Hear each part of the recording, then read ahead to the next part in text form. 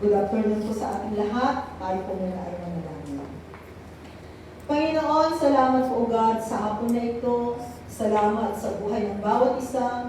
Salamat din maging sa mga salita mo na aming nga pong pag-aaralan. Dalangin po Diyos, patuloy na buksan mo ang espiritual na pag-unawa ng iyong mga anak. Dalangin Espiritu, salamat din po sa iyong presensya sa pangalan ni Jesus. Amen. Makakaupo na po tayo lahat sa presensya ko ng Panginoon. Praise God. So, ang pag-uusapan po natin this afternoon, it is about choosing the right one. Choose the right one. Pagpili. Ito po yung hindi po kinuha ng Panginoon na even right now, na ang bawat isa po sa atin ay mayroong tinatawag na freedom of choice. Kaya kaninang umaga, paggising mo, pinili mo kung ano yung isusuot mong damit ngayon, kung ano yung magiging ayos mo, di ba? Namili tayo. No? Yung bag na gagamitin natin, maging sapatos na gagamitin natin. So, kaparte ng buhay natin, yung salitang pagpili. Pati nga mga tao sinasali sa buhay. O, pati yung mga lakay ninyo, di ba? Kaparte sila sa mga pinili ninyo sa mundong ito. Kaya dahil pinili ninyo, so, walang struggle. Diba? Okay. So, this afternoon, titingnan po natin sa salita ng Diyos kung ano nga ba ang pipiliin natin. And our text, Matthew chapter 7, verses 13 to 27. Yan po yung text po natin this afternoon. So, ang una po na pagpipilian natin, it is in verse 13 and 14. Ayan. Sa verse 13 and 14, sabi po niya, enter through the narrow gate, for wide is the gate, and broad is the road that leads to destruction, and many enter through it. Okay? Next, but small is the gate, and narrow the road that leads to life, and only a few find. So dito po sa verse na ito, no, ang pwede nating piliin, it is the narrow gate or the narrow road, and the other one is the wide gate or wide road. Yan.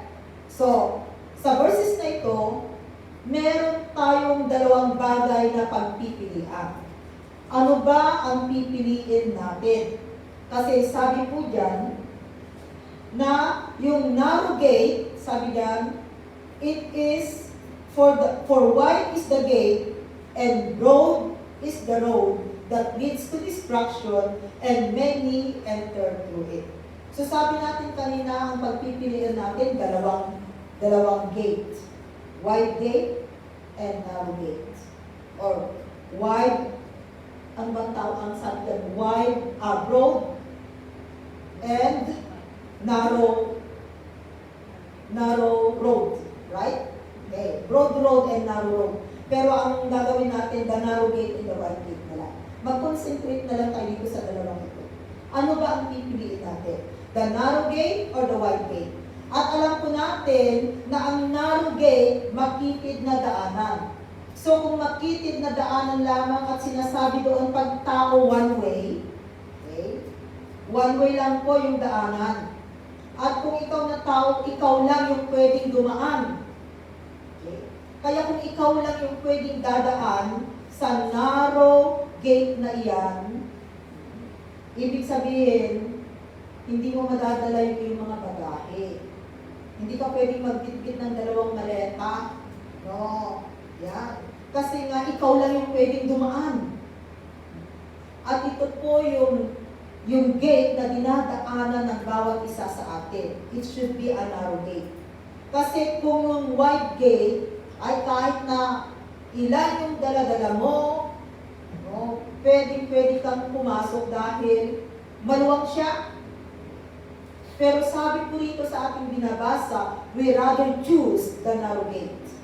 And Luke 13 verse 24 as our supporting verse, sabi that, he said to them, make every effort to enter through the narrow door or narrow gate, because many I tell you, will try to enter and will not be able to.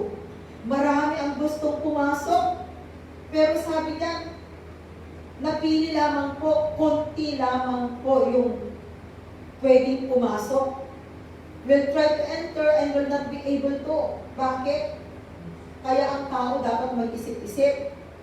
Kung titingnan natin, dahil hindi tayo makakapasok sa narrow gate na yan, hindi po narrow gate, narrow gate. Kasi pag Pilipino, narrow gate. Ilocano na yun, narrow gate. Narrow gate. So, para po tayo ay makapasok dito sa narrow gate, kinakailangan talaga na sumunod tayo sa utos at pamantayan ng Panginoon. Marami po kasi yung pag alam na nilang medyo may restrictions, ayaw na nila. Kasi nga, ang gusto ng tao ay palaging freedom. Freedom. At minsan, nasosobrahan ng tao yung word na freedom. Katulad din ng bansa natin, a democratic country or a freedom country, nasusobrahan natin minsan. Diba? So, mahirap nila. At ganito rin po ang gusto ng tao, gusto nila, kung ano lang yung gusto nila, yun na. Hindi na nila iniisip kung ito ba ay narrow or wide yung kanilang tinatahak. But praise the Lord, because of the Word of God, nalalaman natin kung anong road yung dapat nating tahakin sa bawat isa sa atin. So dito po sa narrow road na ito or narrow gate na atin pong tinatahak ay kinakailangan pong maayos, malinis, and of course, kalugod-lugod at kanais-nais sa mata ng Panginoon. So, hindi po pwede dito ang may maskara, hindi rin pwede dito yung maraming bitbit. Tignan mo yung katabi mo, marami pa yung borloloy. And spiritual things, ano yung mga borloloy na nakasabit? Maaari may nakasabit dyan na unforgiveness, jealousy, mga ugaling hindi tama, palaaway, yun mga borloloy yun. Na minsan dala-dala ng tao na kinakailangan talagang iwanan so that tayo po ay makakapasok in that narrow gate. In Matthew 6 verse 33, ayan, kaawin lang kanina ng ating mga music tip, no? Sabi po dyan sa Matthew 6 verse 33, but seek first His kingdom and His righteousness, and all these things will be given to you as well. So ito po yung dapat para tayo po ay makapasok in that narrow gate. Kinakailangan na hanapin natin or number one, ang Diyos sa buhay natin. Tanungin mo nga din sa katabi mo, sino ang number one mo? Sino ang, anong sabi? Dapat si Jesus ang number one natin. Magkaisa po tayo na ang number one natin ay si Jesus. Kung tatanungin mo si Lakay mo, huwag mo sasabihin, oy Lakay, ikaw lang yung number 2 ko. Kung hindi niya naiintindihan, malaking gulo. Okay. Ang number 1, ang Panginoon. Siya po dapat yung number 1 sa buhay natin. Kasi kung number 1 sa buhay po natin ang Panginoon, lahat na po yan ay kasali na doon, kasama na. No? Wala nang makakatalo sa Kanya. Pag ang Diyos ang gagawin natin number 1 sa buhay natin. So, seek first His kingdom and His righteousness. Ang kaharian ng Diyos, unahin natin. Kaya salamat sa Panginoon, kahit anong araw yung day off natin, pwede tayong pumunta sa tahanan ng Panginoon. Amen. Kahapon na-enjoy din ninyo yung inyong pag-outing, yung mga kapatiran nag-outing. Eh, yung mga kapatiran naman na nandito sa church na enjoy din namin. Amen. So, dito natin makikita na kung kasali natin ang Panginoon sa buhay natin, siya ang number 1 sa buhay natin, kahit nasaan tayo mapunta, nandun po na nararamdaman natin ang presensya ng Panginoon. Wala bang lumabas na Wednesday group kahapon na nag-outing? Ay wala. Praise the Lord. Diba, mag-outing din tayo pagdating ng panahon. Amen. Amen. Amen. Yes, pwede rin siguro natin i-request. Kasi, yes, yung outing, hindi kami nakalabas. Diba? So, praise the Lord. Okay. Revelations 2 verse 10. Sabi po doon sa Revelation 2 verse 10, do not be afraid of what you are about to suffer. I tell you, the devil will put some of you in prison to test you, and you will suffer persecution for 10 days. Be faithful, ito po, itong last sentence niya. Be faithful even to the point of death, and I will give you the crown of life. Kaya mga kapatid, maging tapat po tayo. So sa pagiging tapat po natin sa ating paglilingkod sa Panginoon, of course, pipiliin natin yung tinatak nating landas, it should be a narrow gate. Kapatid yan, kung tapat tayo, talagang dyan sa narrow gate na yan, ikaw lang, ibig sabihin, hindi pwede yung mga sabit-sabit, hindi pwedeng ipasok yung mga bagay-bagay na hindi nakakalugod sa Panginoon. Talagang ikaw lamang. Yan nga. Okay. Pag sa wide gate, alam natin, na ang wide gate, kahit na pwedeng ipasok at pwedeng pumasok. Kahit na gaan ang bit-bit mo dahil wide gate, makakapasok ka. Pero ang hantungan po ay distraction. Kaya huwag natin kalilimutan, piliin po natin every time ang narrow gate. Dahil ang pagtutunguhan po niya ay life eternity with the Lord. Okay. Another na pagpipilian natin from verses 15 to 20. Yan. Letter B na tayo, di ba? Sige, ilagay mo muna doon sa letter B para yung mga nagsusulat, they can follow po yung ating outline. Yung letter A natin kanina, verses 13 to 14. And there are two kinds of gates. Narrow gate and the wide gate. And then dito sa letter B natin, from verses 15 to 20, there are two kinds of trees and its fruit. So, tingnan ulit natin dito, may dalawang klase daw po ng punong kahoy at dalawang klase ng bunga. So, we start on verse 15. Sabi niya, watch out for false prophets. They come to you in sheep's clothing, but inwardly they are ferocious wolves. By their fruit you will recognize them.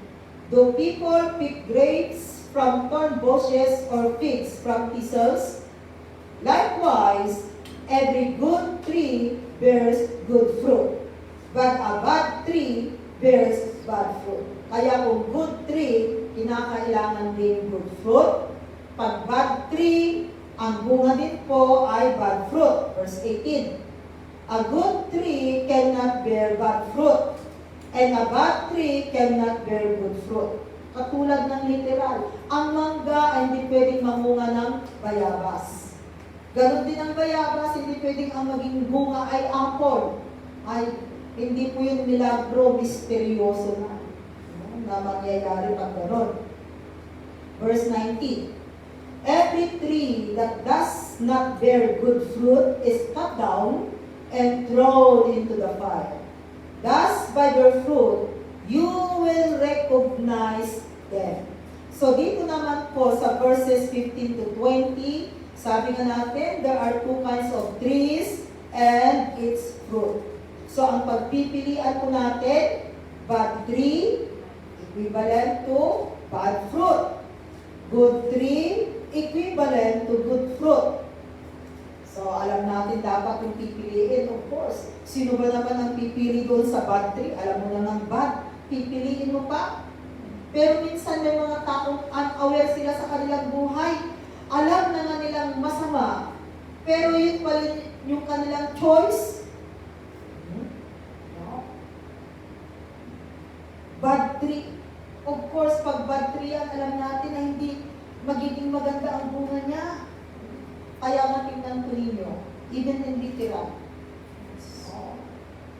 Minsan nga sa mundo, ang basihan nila yung ating mga magulang. Diba? Pag yung magulang ay pasaway, ang tingin na rin sa mga anak, pasaway. Isn't it? But praise the Lord, kasi merong mga pasaway na magulang pero magiging mabait ang anak. Bakit nagiging mabait? Dahil may Diyos sa buhay. Kasi si God lang naman ang pwedeng magpabago, walang iba. Kaya kung tao ang pag-uusapan, sandali, huwag natin i-apply dahil may pag-asa, dahil nandiyan si Jesus. Pero pag sa punong kahoy, hindi na pwedeng mabago kasi puno ng mangga. No? Talagang puno tayo ng mangga. Hanggang sa mamatay yung puno na ng mangga yun. Pero ang tao may pagbabago kasi sabi sa kanyang salita, the old has gone, the new has come. Okay?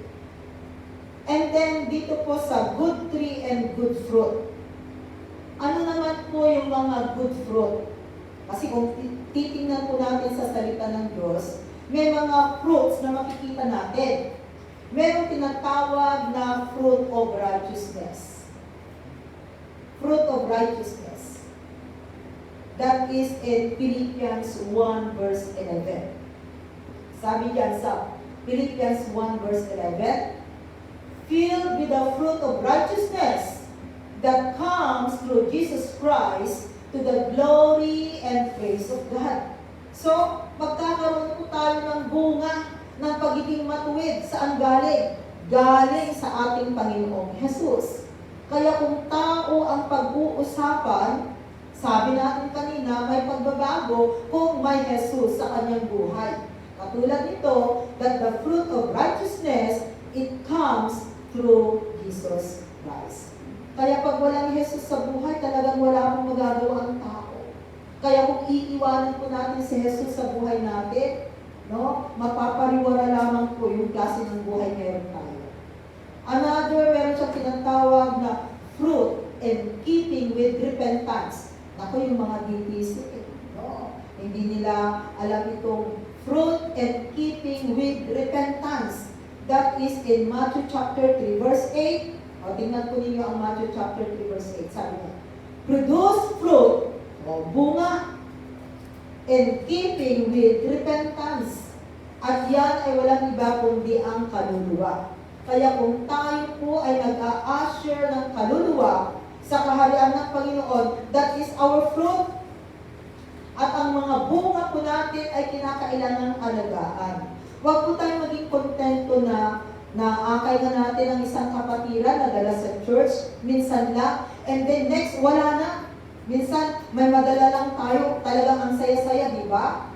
Pero sana magpapatuloy yung kagalakan natin, yung kasiyahan natin, na hindi lamang first time na makakasama natin, kundi nandun po sa susunod, hanggang siya ay maging matured Christian.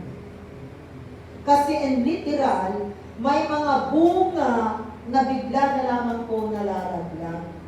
Nahuhulog din po ang bunga. At minsan ang alam natin, hinog na, biglang nalaglag, yun pala may bulok. So sana po yung mga bunga po natin, alagaan natin.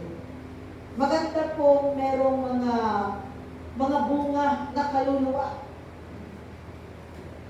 Because souls are very precious in the sight of God. Kaya tingnan po natin yung mga kaluluwa na nakasurround us, most especially our family. So wag po natin silang pababayaan, na sana naihayag na natin ang salita ng Panginoon. Kung hindi man sila maniwala, at least you've done your part. Yun yung mahalaga doon eh. Ginawa mo yung parte mo. Kasi kung hindi po natin gagawin ang part natin, we are accountable. Accountable po tayo.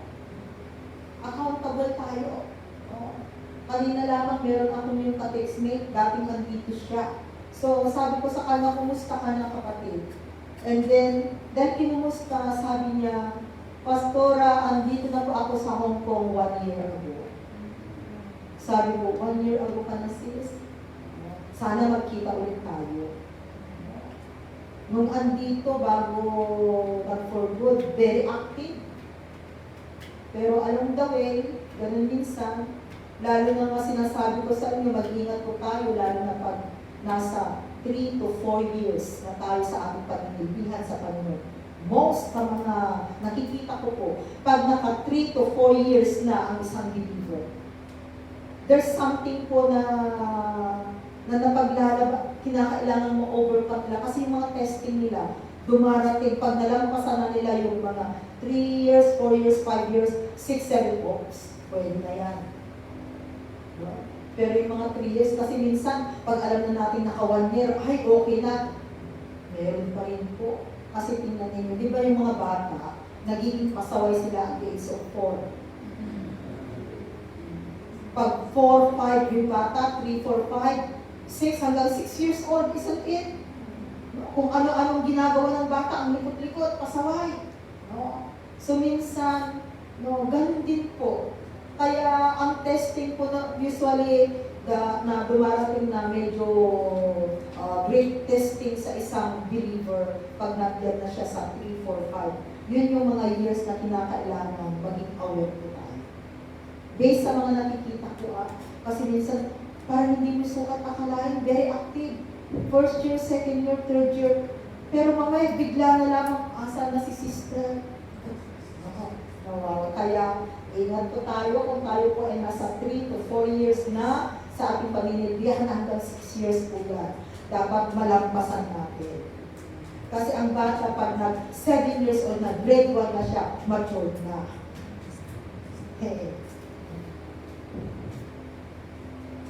So, fruit in keeping with repentance, and there is another fruit. At ito naman po yung bunga po ng Holy Spirit na ibinibigay niya sa bawat mananampalataya. Galatians 5 verses 22 to 23. Sabi niya, but the fruit of the Spirit is love, joy, peace, patience, kindness, goodness, faithfulness, gentleness, and self-control. Against such things there is no law.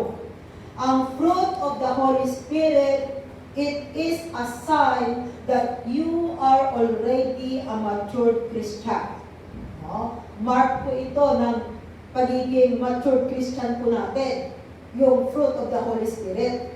Kasi tingnan ninyo, pag nagtanim ka ng mangga ngayon, wala pang bunga, isn't it? Maghintay ka ng 3, 4, 5 years bago siya mamunga. So, ganun din po, kaya kung bagong mananampalataya, minsan kasi pag mayroong baguhan, parang ang expected natin sa kanila, katulad na natin. Kaya tingnan natin, of course, mababago din yan kasi ganyan din tayo noon. Ganyan din tayo noon. Pero alam ko ninyo, may kanya-kanyang way na ginagamit ng Panginoon. Kanina nga lamang, kwentuhan kami ni na Sister Pasita. No? Kasi sabi niya, matagal din daw siyang hindi nag-water baptize.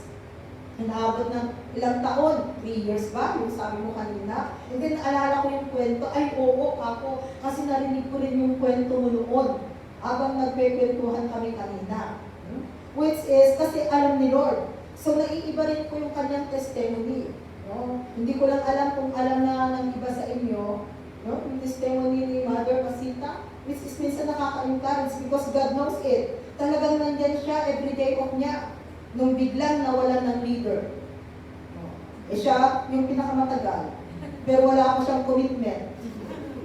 Ginawa siyang leader kaagad. No? Praise the Lord, dahil naging leader, na-realize niya, she need to obey. Kasi nandun na parang nahihiya na siya sa Panginoon. Parang yung siguro feelings ba, parang nakikita ko lang yung feelings ba niya na, Lord, in spite na ganito ako, pinili mo, Panginoon, pinagkatiwalaan mo ako, so this is my time.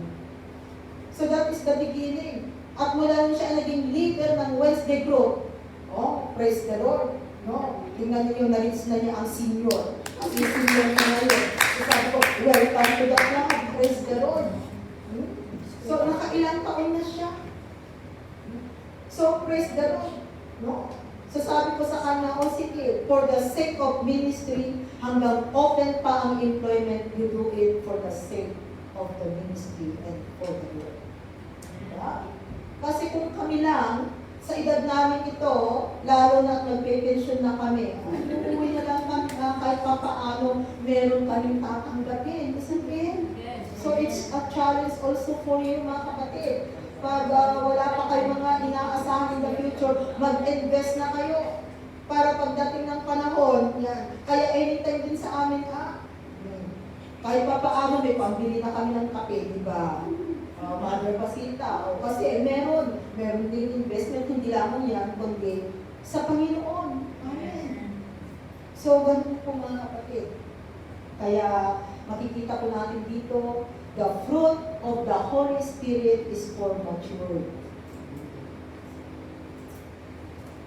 Okay, another na pagpipilian natin. From verses 21 to 23. Pipiliin naman natin dito ang dalawang kinds of will. Makikita natin dito sa verse 21 to 23. Sabi niya dyan, not everyone who says to me, Lord, Lord, will enter the kingdom of heaven, but only he who does the will of my Father who is in heaven. Many will say to me on that day, Lord, Lord, did we not prophesy in your name, and in your name drive out demons and perform many miracles? Verse 23. Then I will tell them plainly, I never knew you. Away from me, you evildoers. So, from these verses, dalawang will din po yung pagpipilian natin. Ito yung tinatawag na God's will and self-will. Yung kagustuhan ng Panginoon o yung sarili nating kagustuhan. Ang Matthew 7 verse 21, pag sinasabi mong isa kang free believers, dapat memory verse na po natin ang Matthew chapter 7 verse 21. Dahil pag nag-preach ang ating mahal na bishop, hindi nawawala ang Matthew 7 verse 21. Talagang lumalabas siya. Kahit na ano yung topic niya, mamaya lumalabas ang Matthew 7 verse 21. Kaya kung nagiging aware tayo pag tayo nakikinig sa kanyang mensahe, talagang meron at merong Matthew 7 verse 21. So talagang malaki yung impact. Kasi even for us, pag nakikita natin, nababasa natin ang verse na ito, talagang naalala natin ang ating mahal na bishop. Isn't it? Amen. So sabi niya, not everyone who says to me, Lord, Lord, will enter the kingdom of heaven, but only he who does the will of my Father who is in heaven. Kaya siguraduhin po natin mga kapatid, na sa buhay po natin talagang will ni Lord yung ginagawa natin. No? Let the will of God. Hindi po yung sariling will natin ang siyang sinusunod natin. Kasi minsan, pag tayo nasasaktan, gusto natin yung will na natin. Di ba? Bakit ganito? Bakit ganito? Marami tayong gusto. Pero it's good because may salita ng Panginoon na babalikan natin, na talagang mag-guide sa atin. Magsasabi, sandali, yan ba talaga ang will mo? Yan ang tanong ni Lord sa bawat isa sa atin. Or your own will? Kaya tingnan po natin. So ang pagpipilian, God's will or self-will. Proverbs 29 verse 1. Sabi po dyan sa Proverbs 29 verse 1. Bakit Matthew 7:22? Proverbs 29 verse 1. Nailagay ko ba yan o wala? Ayan. Proverbs 29 verse 1. A man who remains stiff-necked after many rebukes will suddenly be destroyed without remedy. Kaya mahirap po yung will natin. May nagre-rebuke sa atin, pero ayaw nating makinig kasi sariling will pa rin natin yung gusto natin. Ingat tayo. Okay? Kaya hayaan po natin na ang will ng Panginoon. Paano ba natin malalaman ang will ni Lord? Di ba palagi ko pong sinasabi, if we obey the Word of God, we are doing the will of God in our life. Kaya kung yung will ni Lord, yung sinusunod natin, of course, sinusunod natin ang salita ng Diyos. Kaya kung sinusunod natin ang salita ng Panginoon, we are doing God's will. Kaya wag na natin tanungin, Lord, ano ba ang will mo sa buhay mo? Kapatid, ano ba ang salita ng Diyos na napapakinggan mo sa buhay mo? Ano ba ang salita ng Diyos na nababasa mo sa kanyang banal na salita? So kung napapakinggan natin, nababasa natin ang salita ng Diyos, and as we obey to that word of God, ibig sabihin, we are doing God's will in our life. Amen? Kaya, yun yung sagot doon. Kaya kung nag-uubay talaga tayo sa salita ng Panginoon, we are doing God's will. Okay. Next, na pagpipilian natin from verses 24 to 27. At dito naman, meron tayong makikita ang dalawang klase po ng builders. Okay? Verse 24 to 27, sabi niya dyan, therefore, everyone who hears these words of mine and puts them into practice is like a wise man who built his house on the rock. The rain came down, the streams rose, and the winds blew and beat against that house, yet it did not fall, because it had its foundation on the rock. But everyone who hears these words of mine and does not put them into practice is like a foolish man who built his house on sand. The rain came down, the streams rose, and the winds blew and beat against that house, and it fell with a great crash. So, dalawa po ang pagpipilian dito. There are two kinds of builders. The wise builder and the foolish builder. Dito po sa wise builder na ito, of course, the foundation is Jesus because He is the rock. Who is the rock? Jesus, not Peter. Meron pa rin nagsasabing Peter. No, it's Jesus. Jesus is the rock. Siya po yung rock. Kaya sabi diyan, pag tayo po ay tinatawag na wise builder, ang pundasyon natin ay walang iba kundi ang ating Panginoong Jesus. Kaya sabi diyan sa James 1 verses 22 to 25 as our supporting verse, do not merely listen to the word and so deceive yourselves.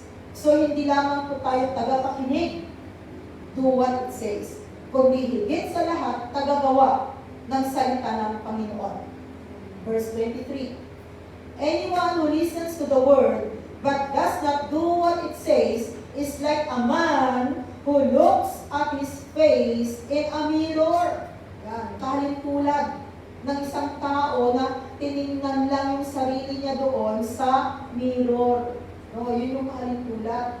Pag wala na sa mirror, hindi na niya alam kung anong itsura niya. Kung yung buhok pa ba niya ay still maayos. Kung ano nang nangyari sa kanyang lipstick, hindi niya alam. No, yan ang nangyari. Kaya sabi diyan, katulad lamang ng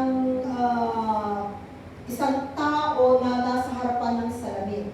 Ibig sabihin nun, ang mga salita na papakinggan natin, no, ay wala, hindi na ipapasamuhan, no? Hanggang tagapakinig lamang. No? Kaya mahirap po yun mga kapatid. Verse 24. And after looking at himself, goes away and immediately forgets what he looks like. Napakinggan, nasabi doon, mag-obey ka sa salita ng Panginoon, lumabas. Ginawa pa rin niya ang gusto niyang gawin. Ganun ang kalintunan. Nakakalimutan kung sino siya. Nakakalimutan niya ang kanyang pagiging Kristiyano. Nakakalimutan niya na may Jesus sa kanyang buhay. Verse 25.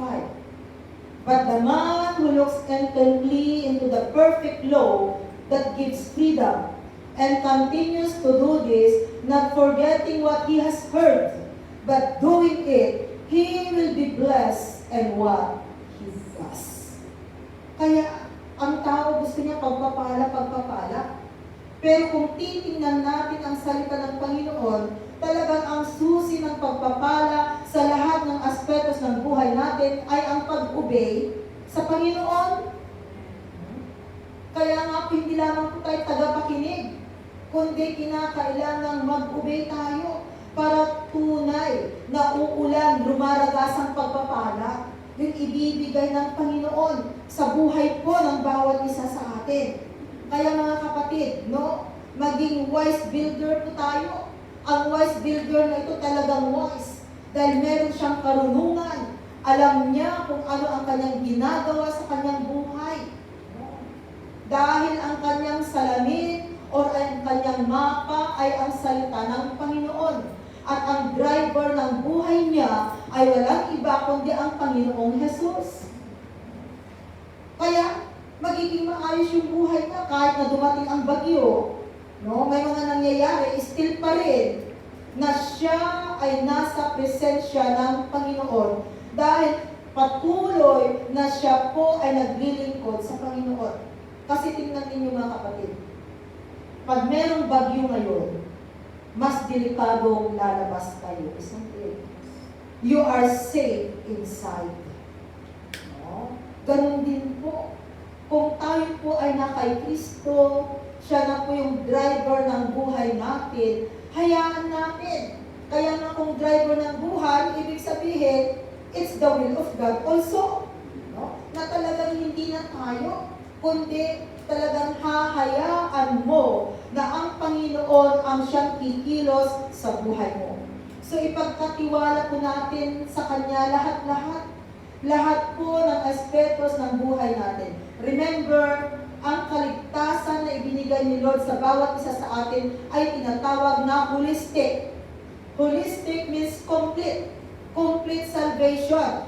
Salvation in what area? Lahat ng aspetos ng buhay. And our physical life, financial, emotional, social, dapat pinagpapalayan. So, ganyan po ang isang mananampalataya sa Panginoon. So, ang pipiliin po natin dito between the wise builder and the foolish builder, of course, is the wise builder.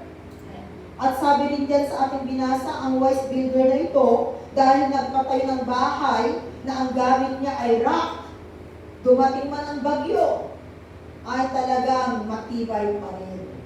Hindi natitina. So, ganun din po ang mga wise builder, mga kapatid. At kung tayo po ay magiging wise builder, of course, magiging maayos, maganda ang buhay natin in spite na napakarami pong mga bagyong dumarating. We can overcome. Okay. So, do not choose the foolish builder. So, dito po sa ating pinagpipilian sa apat na ito, sabi natin, choose the right one. So, ang pipiliin natin between the narrow gate and the wide gate, we choose the narrow gate. Dahil ang narrow gate, it leads to eternal life. So yun yung pipiliin natin. At pag sinabi natin narrow gate, walang mga sagabal, hindi kasama ang compromiser, talagang diretso tayo at alam natin na ang tanging naghahari ay walang iba kundi ang Panginoon. At sabi natin doon, there are two kinds of trees at may dalawang bunga. So piliin natin ang good tree. Dahil ang good tree, ang magiging bunga po niya ay good fruit. And even in the Word of God, you and me, we are also like a tree. We are like a tree. Kaya, ang bunga natin, ano yung mga bunga natin kanina? May example na nabasa natin kanina, the fruit of righteousness, no? Souls, fruit of repentance, at mayroong fruit of the Holy Spirit na ibinigay ang Holy Spirit sa atin. Kaya kung sinasabi natin na we are a good tree, so dapat nakikita po, based on our attitudes, character, behaviors, talagang nakikita ang magandang bunga. Pag sinasabi natin magandang bunga, ay talagang maganda, no? At talagang makikita mo na nalulugod ang Diyos sa buhay natin at maging sa bunga natin. At sabi natin kanina, ano ang pipiliin mo sa dalawang will? God's will ba or self-will? Of course, we're going to choose God's will. So hayaan natin na ang Diyos, ang kagustuhan ng Diyos, ang siyang mangyari sa buhay natin. Although there are times talaga na meron tayong will, di ba? Pero yung will natin, ibigay rin natin sa Panginoon. Lord, gusto ko ito. Pero at the end of the day, it's your will, God. Kung ano yung will mo, Lord, siya po ang mangyayari.